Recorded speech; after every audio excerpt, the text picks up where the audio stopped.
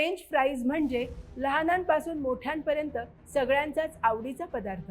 बाहेर गेलं की बर्गरसोबत फ्रेंच फ्राईज खाणं अनेकांना आवडतं।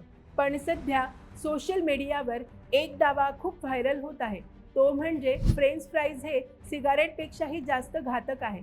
पण खरंच हे विधान कितपत खरं आहे? चला अगदी सोप्या भाषेत समजून घेऊया।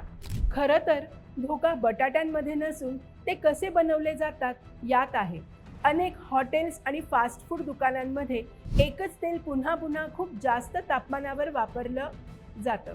तेल वारंवार गरम केल्यामुळे त्यामध्ये ट्रान्स फॅट्स आणि इतर हानिकारक रसायनांचं प्रमाण वाढू शकतं। यामुळे शरीरात दाह वाढणे, हृदयविकाराचा धोका वाढणे आणि दीर्घकाळात आरोग्यावर वाईट परिणाम होऊ शकतात। याशिवाय फ्रेंच फ्राईजमध्ये मीठ आणि कॅलरीचं प्रमाणही जास्त असतं, त्यामुळे त्यांचं वारंवार सेवन केल्याने लठ्ठपणा, उच्च रक्तदाब आणि मधुमेहाचा धोका वाढू शकतो।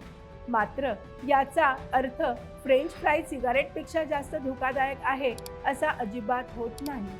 तज्ज्ञांच्या मते या दोन्ही गोष्टींची तुलना करणं चुकीचं आहे। धूम्रपानामुळे कर्करोग, फुफ्फुसांचे आजार आणि हृदयविकाराचा धोका थेट आणि मोठ्या प्रमाणात वाढतो। दुसरीकडे फ्रेंच फ्राईजचा धोका हा प्रामुख्याने वारंवार आणि जास्त प्रमाणात खाल्ल्यास वाढतो।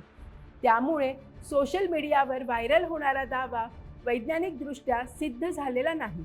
म्हणूनच घाबरण्याची गरज नाही, पण काळजी घेणं नक्कीच गरजेचं आहे। फ्रेंच फ्राईज रोज खाण्याऐवजी कधीतरी मर्यादित प्रमाणात खा।